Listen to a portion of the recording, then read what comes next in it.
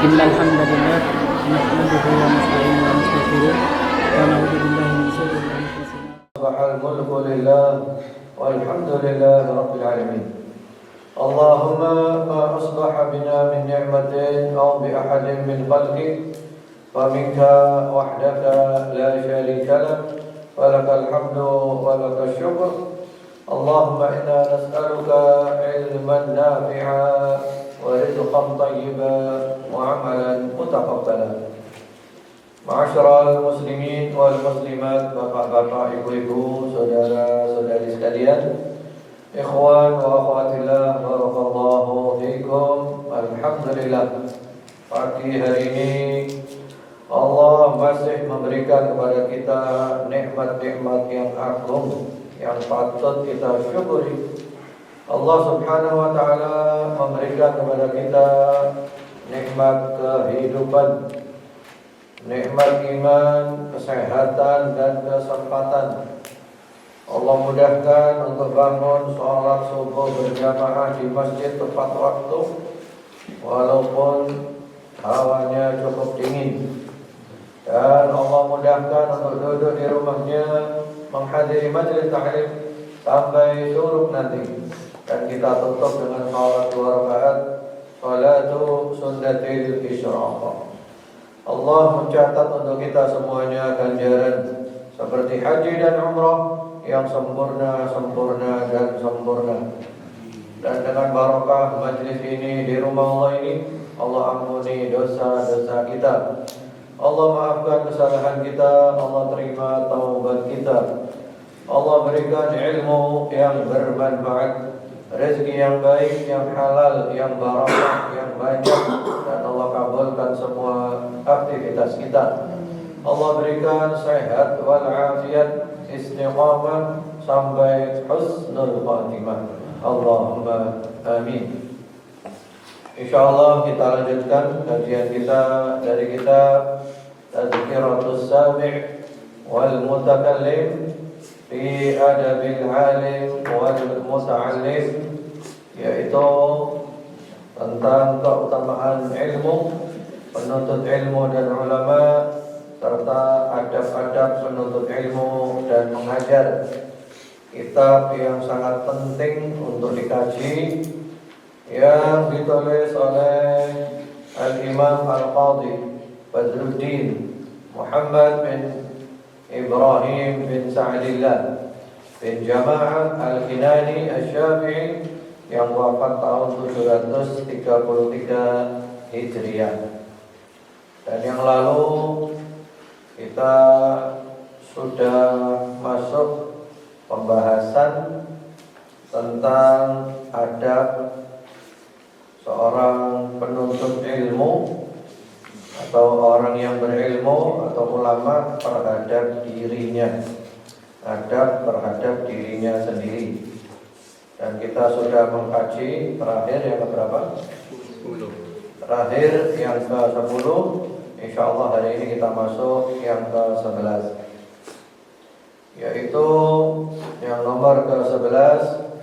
Qala Syekhul Musannif rahimahullah ta'ala, berkata penulis kitab ini, di situ diberi judul oleh penerjemahnya, tidak menolak untuk mengambil faidah dari orang lain sekalipun dia di bawahnya.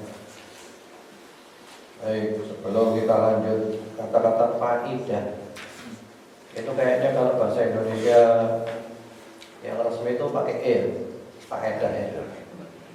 Faedah apa faedah? Apa faedah? Faedah kan?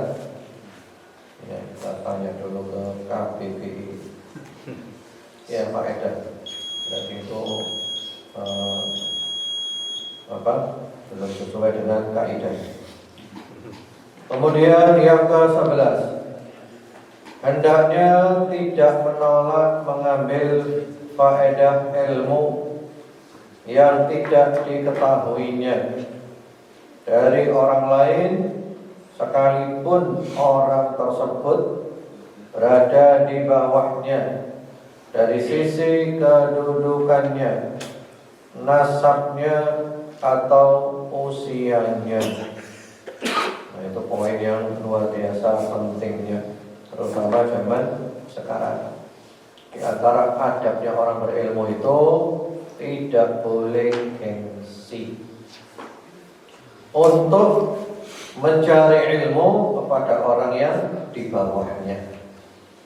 Ya mungkin di bawahnya dari sisi gelar ilmiah, di bawahnya dari sisi nasab, atau di bawahnya dari sisi kedudukan atau pangkat. Tidak usah gengsi, karena ilmu itu ada jalurnya masing-masing. Dia lebih tinggi dari saya, tapi ilmunya berbeda dengan ilmu saya. Ilmu yang saya miliki tidak dia miliki, maka jangan gengsi untuk belajar. Atau saya dengan dia, mungkin dia lebih di bawah saya, tapi dia punya ilmu yang saya tidak punya, maka saya tidak boleh gengsi untuk ngaji ke dia. Dan itu juga untuk memberantas sikap sombong dan bangga diri. Dan ilmu itu adalah pantangan orang yang sombong. Ilmu itu kayak air, ya. Al-ilmu harbun lil fatal muta'ali, kasaili harbun lil makanil ali. Kalau ada banjir, airnya itu ke atas atau ke bawah?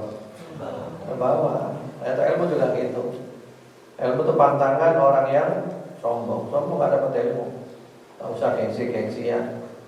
Yang lalu juga pernah kita bahas di kitab ini juga, bahwa termasuk sombong itu adalah tidak mau ngaji kecuali kepada ustadz yang viral. Itu ada di sini, pernah kita bahas itu. Jadi hanya mau ngaji ke ustadz yang terkenal, tersohor. Kalau yang nggak terkenal, nggak viral, nggak mau. Itu termasuk sombong itu. Dan sekarang banyak kan yang seperti itu. Pengajian di mana-mana tidak pernah hadir, tapi kalau ada ustadz viral, terus ustadz hadir. Ya, contohnya Dr. Zakir Naik Ajari. Banyak orang-orang yang nggak pernah hadir pengajian, tapi ingin hadir, padahal nggak ngerti ngomongnya apa ini, bahasa Inggris. Ya, ya. Betul. Banyak kemarin yang minta Ustaz, saya masukkan. Kebetulan saya dijadikan panitia, terutama kemarin ketika di Lafayette itu. Saya diberi tugas untuk mengundang tokoh-tokoh. Banyak yang minta diundang, termasuk anak-anak muda. Kau ini kalau pengajian nggak tahu tokoh, ini dilihat. Ya. Karena apa? Ya itu akhirnya sekarang pengajian bukan cari ilmu, cari apa? Numpang viral, ya, numpang ketenaran. Apalagi kemudian bikin status, saya ketemu Zakirnya, gitu kan, dan seterusnya. Walhasil kita tidak boleh gengsi untuk belajar orang yang di bawah kita, kalau memang dia punya ilmu yang tidak kita punya. Sehingga ya, saya itu paling mengapresiasi orang-orang yang mau ngaji, padahal mereka punya pendidikan tinggi. Ada murid-murid kami yang masih ngaji di majelis ta'lim, padahal sudah bergelar profesor doktor, mau ngaji duduk di bawah. Wah, ini maksudnya orang-orang tawadhu, masih aktif loh, belum pensiun. Biasanya ngaji ini ngeteni apa? Pensiun di sini, masih aktif ngaji, tawadhu, masya Allah itu. Tidak gengsi, ya banyak. Bahkan banyak dekan-dekan perguruan tinggi di Malang itu hadir majelis taklim. Saya sendiri aja nggak kenal, baru kenal setelah dia itu diangkat jadi dekan. Tiba-tiba dekan di Masya Allah. Saya gelap ngaji, datang ke Ardo dari Ahad pagi. Demikian. Kemudian berikutnya lagi, sebaliknya tetap bersungguh-sungguh untuk mendapatkan faedah dimanapun dia berada. Dan hikmah adalah barang hilang milik seorang mukmin. Dia memungutnya dimanapun dia menemukannya. Nah, itu faedah penting ya, bahwa kita itu semangat cari ilmu dimanapun dari siapapun. Karena ada ungkapan al-hikmatu dhalatul mu'min.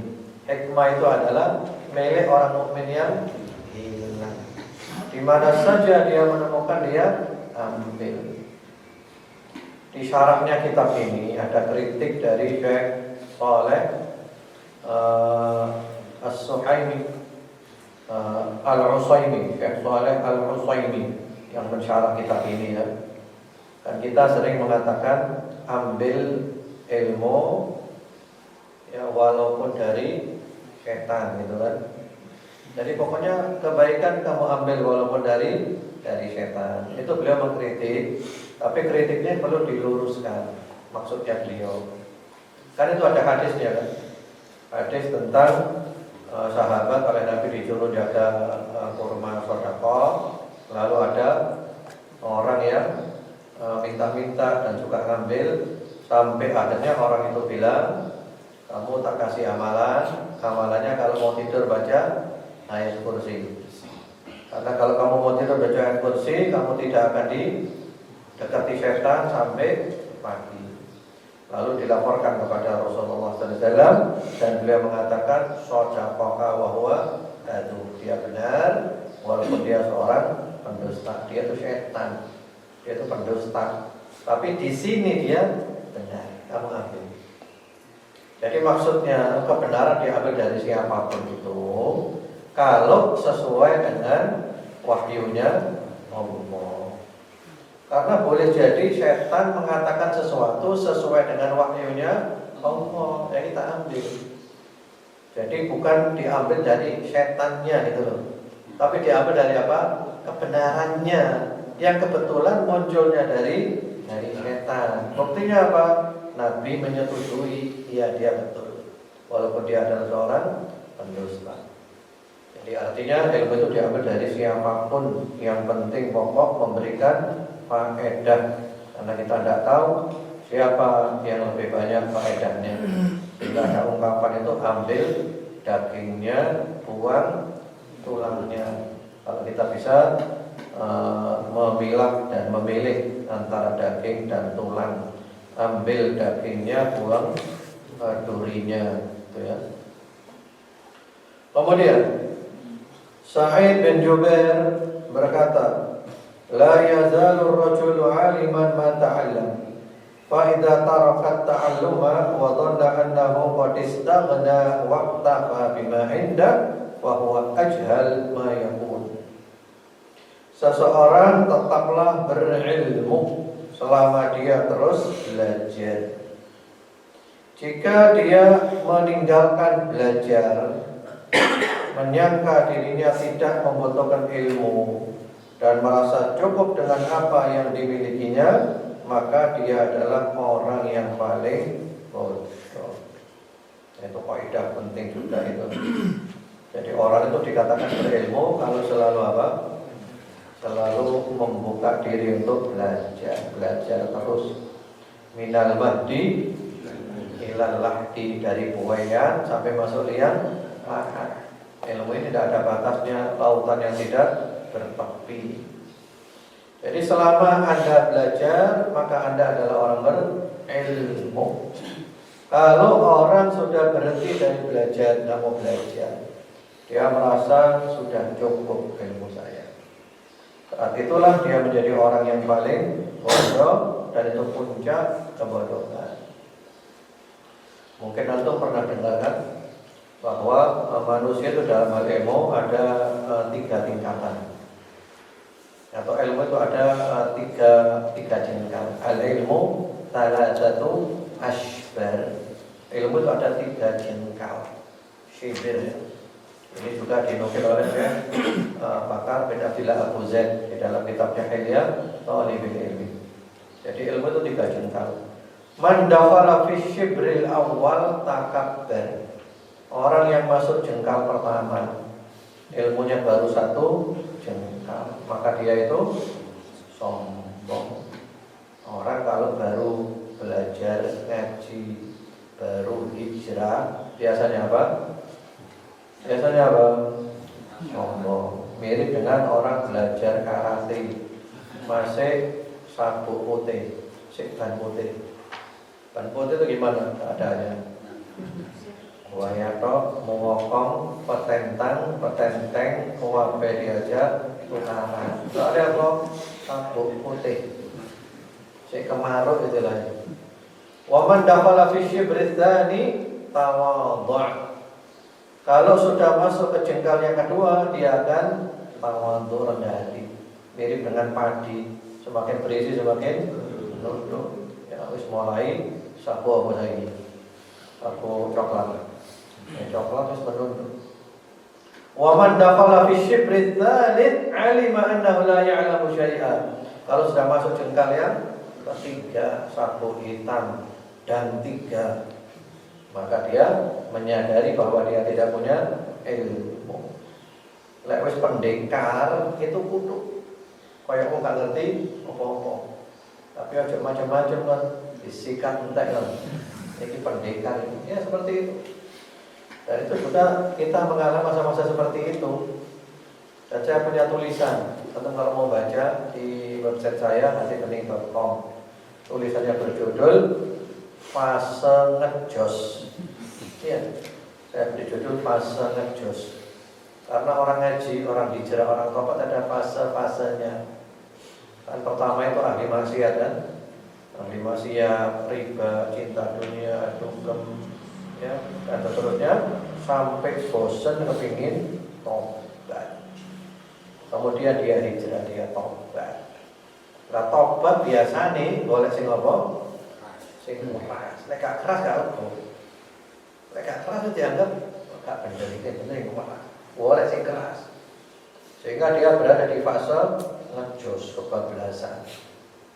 Sebenarnya dia ini belum tobat masih, ini masih perjalanan menuju tobat. Ini mek ganti dosa. Ini baru ganti dosa. Kalau dulu dosanya maksiat, dugem, sekarang dosanya adalah beragama yang salah. Dan itu lebih parah dosa itu. Karena dia tidak merasa berdosa. Cuma ganti pakaiannya aja. Biyen dari apa? Jin, saya dari sarung, dari gamis, dari kupluk, dari ini. Ya kalau perempuan pakai jilbab yang kecil, pakai cadar, lanang dari jenggot, kemudian di atas mata kaki dan terus pakaiannya berubah penampilannya. Tapi sebenarnya secara tobat ya belum tobat, cuma ganti dosa. Dan dosa yang sekarang lebih parah dari yang kemarin. Kenapa? Karena yang kemarin itu dia berdosa dan merasa berdosa. Nah kalau sekarang dia berdosa dan tidak sadar kalau berdosa. Kabeh wong dilokno, kabeh wong disalah. Ulama kabeh salah sing bener nek itu. Nah ini fase ngejos. Ini wajar ya. Tapi jangan berhenti di fase ngejos. Terus ngaji sampai berhasil melewati fase ngejos. Wis terus tambah, oh ternyata selama ini aku tobat untuk ini. Tobat itu adalah memperbaiki diri, bukan fokus menilai orang lain, bukan fokus untuk menvonis orang lain. Setelah dia berhasil melewati masa ngejos, baru lulus. Lalu berarti di fase ngejos berarti dia ibaratnya anak sekolah itu tidak naik kelas, ya gak lulus. Nyambung apa enggak? Ya, dan kita semua pernah melewati masa-masa fase ngejos. Jadi kalau ada orang berada di fase itu jangan dihabisi. Kita ingat kita dulu juga itu semuanya butuh proses. Termasuk faktor umur juga pengaruh. Kepala 2, kepala 3, wah itu saya cuma kali. Bagaimana kepala 4 semua lain, nah kepala 5 terutama. Dan saya merasakan paling stabil kepala 5. Saya kan pendukung. Dulu saya kira kepala 4, saya kira 40 sudah stabil, turun dibanding. Saya kan 450 baru putus. Seperti itu. Jadi kita tidak boleh berhenti daripada belajar ngaji terus, apalagi ilmu selalu berkembang dengan perkembangan masa ini. Kemudian berikutnya lagi salah satu orang Arab berkata, "Walaysa al-'ama tulus su'ali wa innama tamamul 'ama tulus sukuti 'alal jahli." Buta itu bukan terus bertanya, akan tetapi buta sempurna itu adalah terus diam di atas kebodohan. Jadi maksudnya jangan malu untuk bertanya. Gak takono. Orang yang rajin bertanya kalau tidak tahu, dia itu bukan orang buta. Orang buta yang sejati itu, kalau kata-kata sempurna itu yang paling cocok ya. Itu terjemahan harfiah. Jadi tamamu berarti kan sempurna, tapi untuk di sini kurang cocok. Lah maksud buta sempurna. Mungkin buta sejati ya. Buta yang sebenar-benarnya. Buta itu adalah dia tidak ngerti tapi tidak mau bertanya. Malu bertanya sesat? Tidak. Jadi jangan malu untuk tanya. Mereka ngerti takono sampai benar-benar ngerti. Itu bukan aib. Kemudian beberapa ulama as-salaf mengambil faedah dari murid-murid mereka yang tidak mereka ketahui. Jadi ulama guru mengambil faedah dari murid, tidak lupa. Karena apa? Boleh jadi murid saya punya ilmu yang saya tidak punya, karena ilmunya beda-beda. Misalnya antum ada yang kuliah di peternakan, maka saya tanya tentang ilmu kambing, ini tidak apa-apa, karena ilmunya beda gitu kan. Profesor doktor dengan ustadz ilmunya apa? Beda. Kamu ilmunya lain, ini ilmunya lain. Jadi jangan malu tanya kepada murid. Al-Humaydi, dia adalah muridnya Imam Syafi'i rahimahullah ta'ala. Beliau mengatakan sahibatu Syafi'iyya min Makkah ila Misra, wa kuntu astafidu minhu al-masaila wa kana yastafidu minni al-haditha. Aku menyertai al-Imam Syafi'i rahimahullah ta'ala perjalanan dari Mekah ke Mesir. Panjang perjalanannya. Aku mengambil faedah darinya dalam banyak masalah, dan dia mengambil faedah hadis dariku. Nah, inilah perjalanannya ulama. Jadi ulama lek lunga sing dibawa ilmu selama perjalanan ilmu tak dari tadi. Ya. Kata Al-Humaydi, saya banyak mengambil masalah-masalah fikih dari Imam Syafi'i. Sementara Imam Syafi'i banyak mengambil dari aku tentang ilmu hadis. Jadi mungkin Al-Humaydi ilmu hadisnya lebih daripada Imam Syafi'i. Sementara Imam Syafi'i lebih dari hal ilmu fikihnya, saling memberi faedah. Tak usah malu. Kemudian Al-Imam Ahmad bin Hanbal rahimahullah ta'ala berkata, qala lana asy-Syafi'i, antum a'lamu bil hadits minni, fa idza sahha 'indakum al hadits faqulu lana hatta akhudha bihi. Al-Imam Syafi'i rahimahullah ta'ala berkata kepada kami, kata Imam Ahmad bin Hanbal, muridnya Imam Syafi'i ya, kalian lebih mengetahui ilmu hadis daripada diriku. Jika ada hadis yang sahih pada kalian, katakanlah kepada kami agar kami mengambilnya.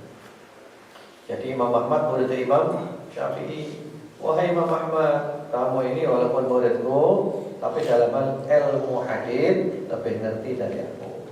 Tolong leono hadis-hadis sing sahih aku kandhanono, supaya aku bisa memutuskan pendapat sesuai dengan hadis yang sahih itu.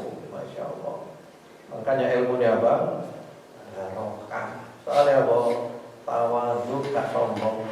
Dan ucapan kayak gini itu diucapkan oleh empat madhab. Saya punya kumpulannya itu. Al-Imam Abu Hanifah, Imam Malik, Imam Syafi'i, dan Imam Ahmad bin Hanbal. Jadi seperti itu. Jadi Imam Syafi'i kelebihannya memahami hadis.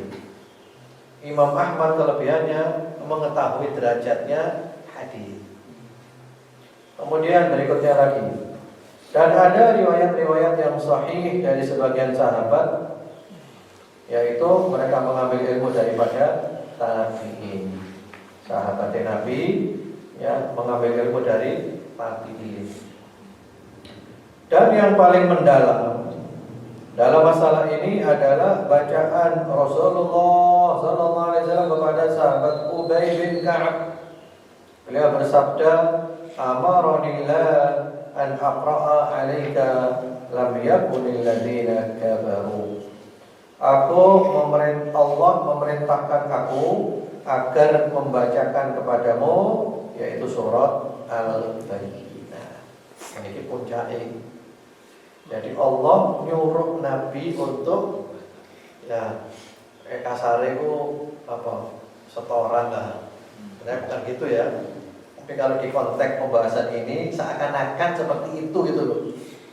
Tapi Nabi di kompon moco Al-Bayyinah nang ini seakan-akan walaupun enggak ya. Nabi di atasnya sahabat Ubay. Tapi itu mengajarkan tawadhu.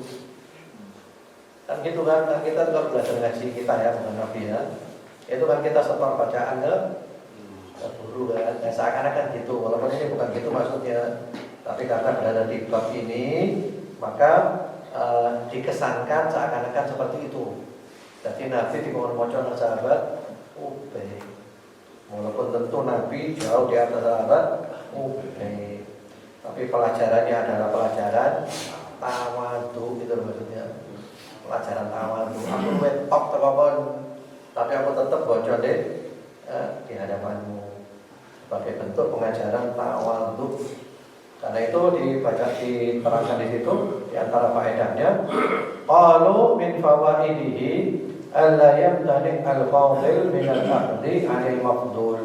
Mereka berkata di antara faedahnya, faedah kisahnya Nabi dengan sahabat Ubay ini, agar orang utama tidak menolak belajar dari orang yang kedudukannya di bawahnya. Jadi seakan-akan kesannya di bab ini Nabi itu setoran dengan sahabat Ubay. Aku tak mau coba tolong periksa kamu koreksi bacaan saya. Seakan-akan gitu, walaupun tidak itu. Tentu Nabi itu lebih ngerti, lebih paham, lebih fasih dari sahabat Ubay. Tapi di sini tujuan utamanya adalah mengajarkan tawadhu. Orang yang di atas jangan sungkan untuk mengambil ilmu dari orang yang di bawahnya. Baik. Nah, kita berhenti di sini dulu aja, biar nanti tak terputus. Jadi di antara kesimpulan dari pembahasan kita hari ini adalah ilmu itu adalah miliknya Allah. Dan Allah menitipkan ilmu kepada siapa yang Allah kehendaki. Ini titipan. Antum duwe ilmu sing aku gak duwe. Aku duwe ilmu sing antum gak duwe. Subhanaka la ilma lana illa ma 'allamtana. Ilmu itu Gusti Allah, amanat dititipno. Kemudian juga jangan sombong dalam ilmu, walaupun lebih tua, lebih terkenal, lebih tinggi jabatannya. Dan kisah yang paling dahsyat adalah kisahnya Nabi Musa. Sebenarnya ada, mungkin karena ini disingkat ya. Nabi Musa belajar kepada Nabi Khidir. Kemudian terus belajar, jangan pernah merasa cukup. Ilmu semakin kita masuk ke dalamnya, semakin kita merasa tidak punya apa-apa. Betul. Kalau orang baru baca satu kitab kecil terjemahan lagi, maka dia merasa paling pintar. Ya, coba antum baca kitab Al-Majmu' Syarah Al-Muhadzab karya Imam An-Nawawi. Antum baca kitab Al-Mughni karya Ibnu Qudamah. Itu fikih lintas madhab. Semua madhab disebutkan. Pertama madhab Hanafi. Sesama Hanafi ada beda pendapat. Kedua madhab Maliki. Sesama Maliki ada beda pendapat. Demikian juga Syafi'i dan Hambali. Jadi pendapatnya apa? Wakil. Hasilnya apa? Hasilnya ngeluh. Iya, hasilnya ngeluh mumet. Aduh. Nah, berarti apa? Kita sudah merasa gak punya ilmu. Waduh, dibandingin ya. Mumet orang. Betul. Kemudian juga jangan malu untuk bertanya.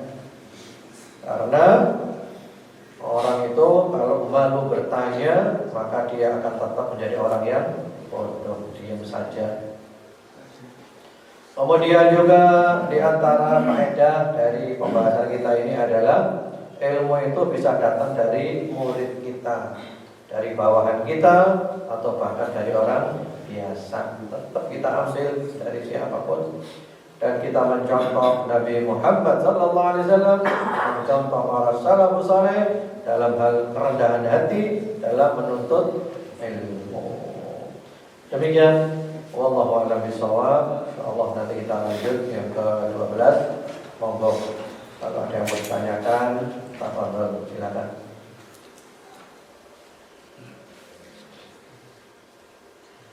Silakan kalau ada yang mau ditanyakan, tafadhol.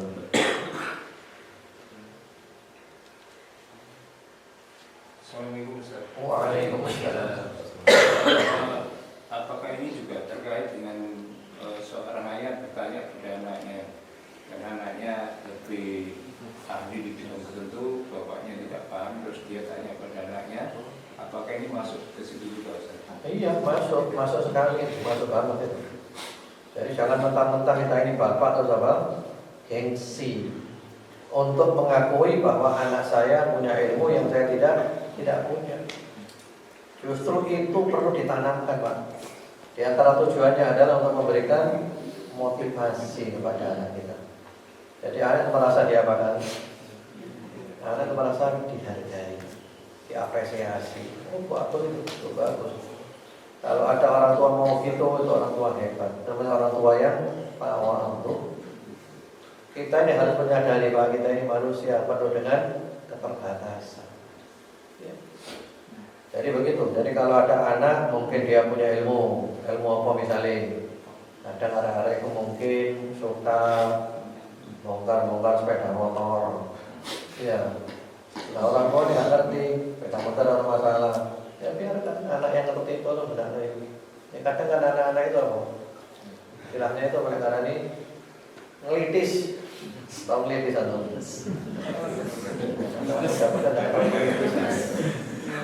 Ngelitis itu apa? Suka ngumek-ngumek aja. Sepeda motor diumek, untuk radio diumek sampai rusak aja. Tapi dari situ dia dapat ilmu. Banyak orang-orang itu belajar tanpa sekolah, tapi karena apa? Ngelitis. Iya, saya punya sahabat saya ahli servis mobil. Ahli, bahkan bukan hanya mobil, termasuk ahli dalam hal website. Tidak pernah sekolah. Karena apa? Ya tadi itu ngelitis.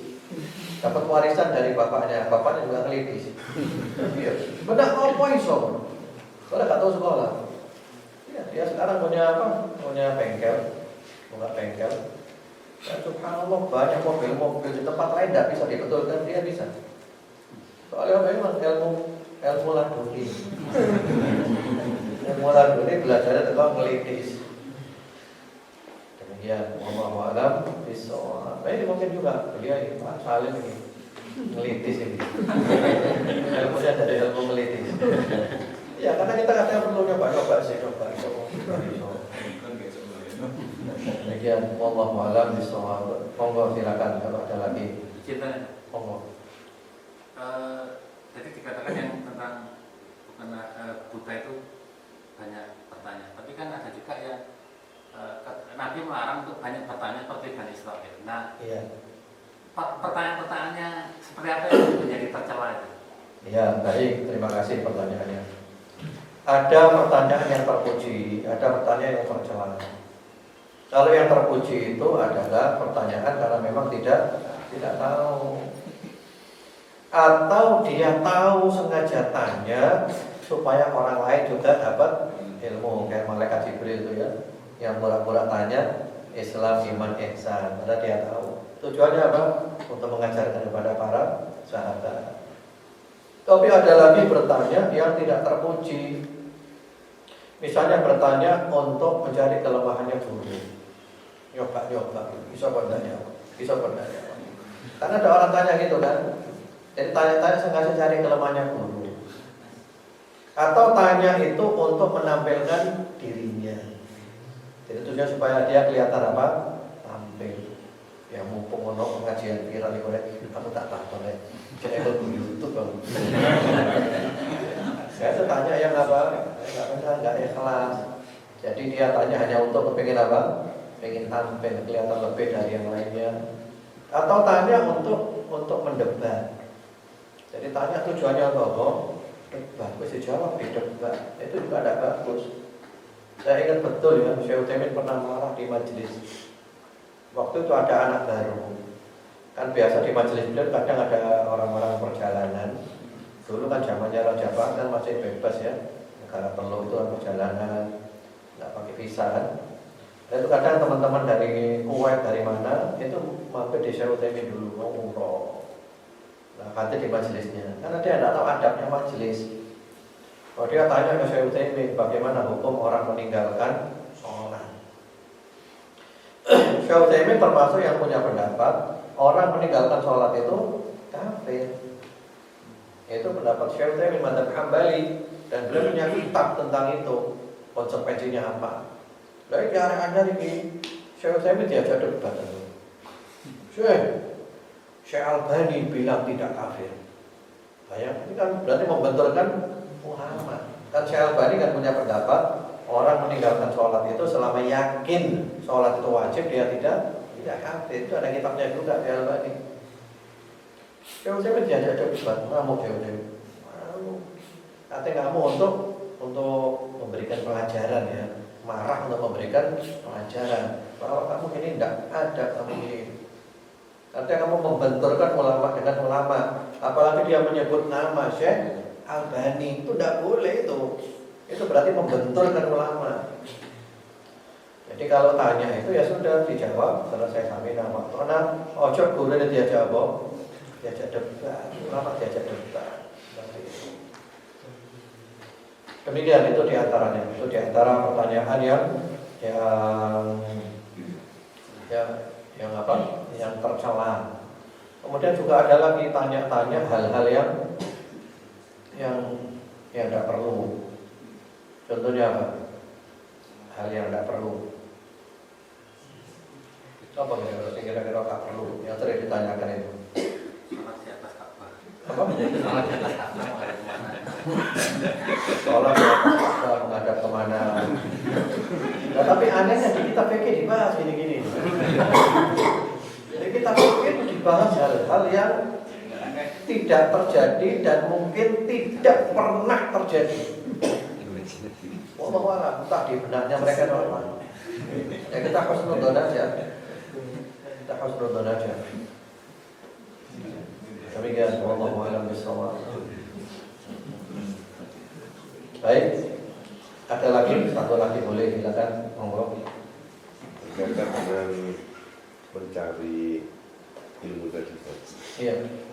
Kadang-kadang kita itu bertanya dan pernah mendapatkan ilmu dari beberapa guru. Iya. Nah, kemudian terkadang itu kita itu yang bertemu dengan teman terus mendiskusikan. Kemarin Ustaz Fulan ngomong gini, ini dalilnya seperti ini. Terus akhirnya teman itu bilang, awakmu kok beragama dengan cakar diri. Iya. Pilih yang enak. Bagaimana itu? Baik, terima kasih Pak. Berguru itu penting ya. Dan saya juga punya tulisan tentang pentingnya punya guru panutan.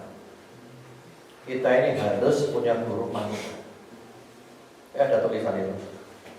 Dan saya juga punya guru-guru panutan, tapi sudah meninggal dunia guru-guru saya. Namun ada 3 ulama yang jadi panutan saya. Karena saya yakin kebenaran tidak mungkin keluar dari 3 ulama ini. Dan 3 ulama ini insya Allah mewakili semua pendapat kaum muslimin Ahlus Sunnah wal Jamaah. Itu saya ada tulisannya. Insya Allah di website saya @nino.com ada guru panutan ya. Yang pertama ulama panutan saya itu adalah Al-Imam Al-Ghazali. Imam Ghazali itu luar biasa. Kitabnya bukan hanya Ihya ya, banyak kitab yang juga termasuk ulama fikih, madzhab Syafi'i, ulama besar dan rujukan. Itu luar biasa Imam Ghazali. Yang kedua adalah Syekhul Islam Ibnu Taimiyah. Itu juga ulama yang luar biasa. Lautan tidak bertepi. Dan beliau melahirkan ulama-ulama besar. Murid-muridnya ulama top kabeh. Kudu siji tapi wakil. Ibnu Qayyim, Al-Dhahabi, Ibnu Katsir dan yang lainnya. Kemudian yang ketiga Al-Habib Abdullah bin Alwi Al-Haddad, Shahihur Rafiq. Ini mewakili kalangan dari habaib atau turunannya Nabi. Dan tapi beliau garis lurus orangnya, masya Allah. Kalau baca kitab-kitabnya itu garis lurus. Ahlus Sunnah wal Jamaah. Dan saya dulu juga perjalanan di agama ini juga baca kitab-kitab beliau. Nah, ini 3 ulama ini panutan saya. Dan insya Allah kebenaran tidak akan keluar dari 3 ulama ini. Jadi perlu ada panutan. Nah, kalau orang-orang awam itu tidak boleh terus kemudian mari ngaji pendapat gurunya di diskusi. No, ya tidak boleh kita itu seperti itu. Karena orang awam itu harus taklid. Maksudnya taklid harus punya guru dan ikut pendapatnya guru. Dan tentu guru yang sesuai dengan wahyu. Guru sing melok wahyu Quran Sunnah dan akal sehat gitu ya. Karena kalau orang awam model-model gitu Pak, bingung dia. Sekarang ini kenapa sih banyak orang bingung? Ya penentuan Muharram saja bingung. Kayak biyen Ramadan, Idul Fitri, ditambah meneh Dzulhijjah, ditambah meneh Arafah, ditambah meneh Idul Adha, saya ditambah mana Pak? Muharram. Bingung. Karena apa? Indonesia kayak gini, Indonesia itu semuanya seakan-akan punya untuk mengotak-atik masalah. Padahal masalah-masalah keumatan ini masalah keputusannya pemerintah.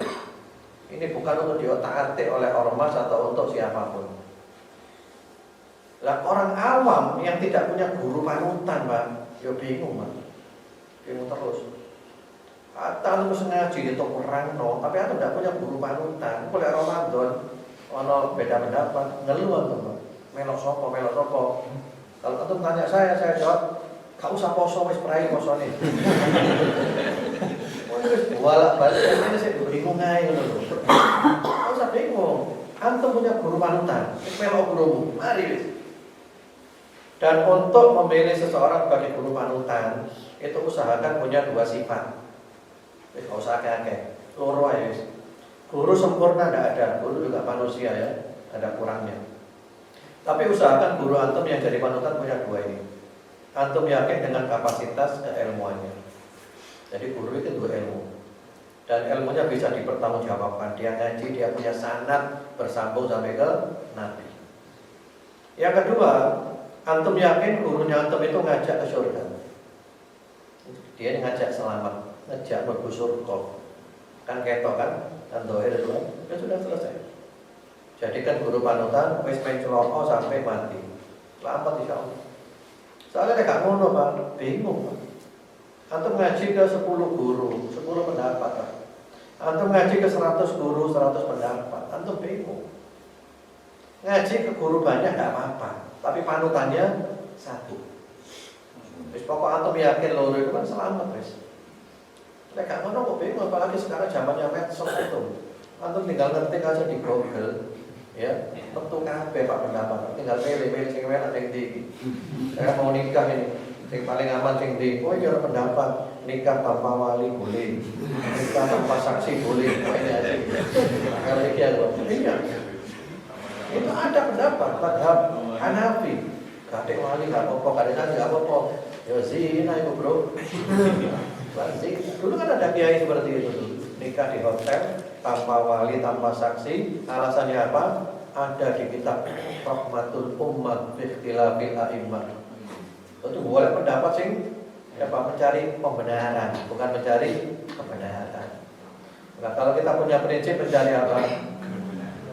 Selamat, mencari keselamatan, Pak. Bukan mencari apa? Pembenaran.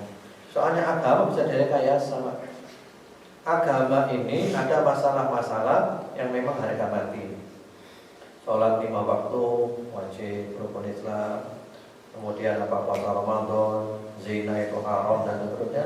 Tapi ada lagi masalah-masalah yang bisa direkayasa sesuai dengan selera. Sing haram iso halal, sing halal iso haram. Gampang itu Pak. Itu pekerjaannya ulama kusuk, ulama-ulama jahat.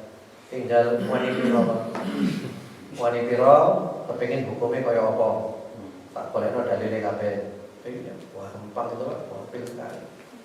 Baik, itu dulu aja. Semoga bermanfaat.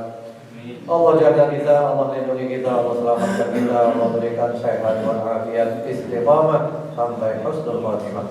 Wassallallahu wasallam ala sayyidina Muhammadin wa ala alihi walhamdulillahi rabbil alamin. Subhanakallahumma wa bihamdika asyhadu an la ilaha illa anta astaghfiruka wa atubu ilaik. Wassalamualaikum warahmatullahi wabarakatuh. Waalaikumsalam.